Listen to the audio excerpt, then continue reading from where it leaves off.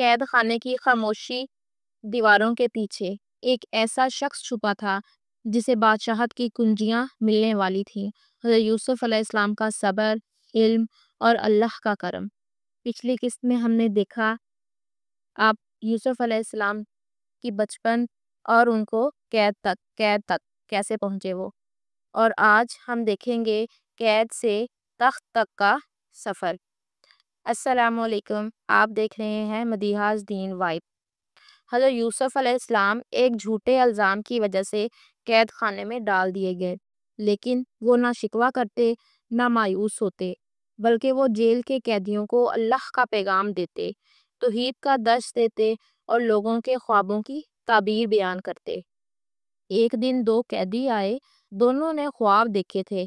پہلا بولا، میں نے خواب میں دیکھا کہ میں شراب نچوڑ رہا ہوں۔ دوسرا کہنے لگا، میں نے دیکھا کہ میرے سر پر روٹیاں ہیں اور پرندے ان کو کھا رہے ہیں۔ حضرت یوسف علیہ السلام نے فرمایا، پہلا شخص رہا ہو جائے گا اور بادشاہ کو شراب پلائے گا، دوسرا سولی پر چڑھایا جائے گا اور پرندے اس کا گوشت کھائیں گے۔ دونوں خوابوں کی تعبیر سچ ہوئی۔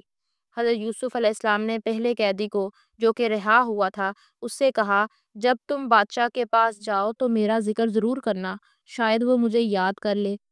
لیکن وہ شخص بھول گیا اور یوسف علیہ السلام کئی سال اور قید میں رہے۔ پھر وہ دن آیا، بادشاہ نے ایک عجیب خواب دیکھا۔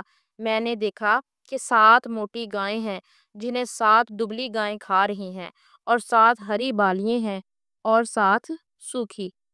کسی نے تعبیر نہیں کی۔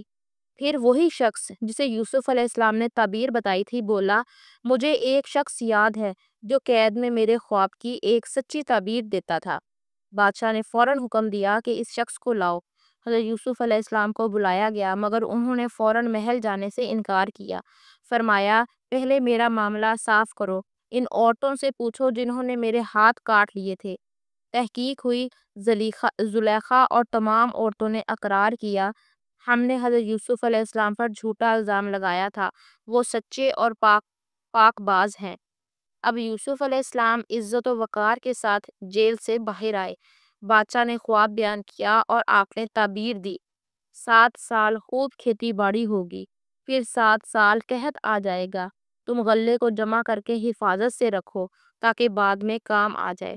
بادشاہ اتنا متاثر ہوا کہ کہا، ہم آپ کو ملک کے خزانے اور معاملات کا نگران بناتے ہیں۔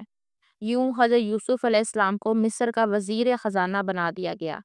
ایک نبی جو کبھی قید میں تھا، اب محل کا مشیر تھا۔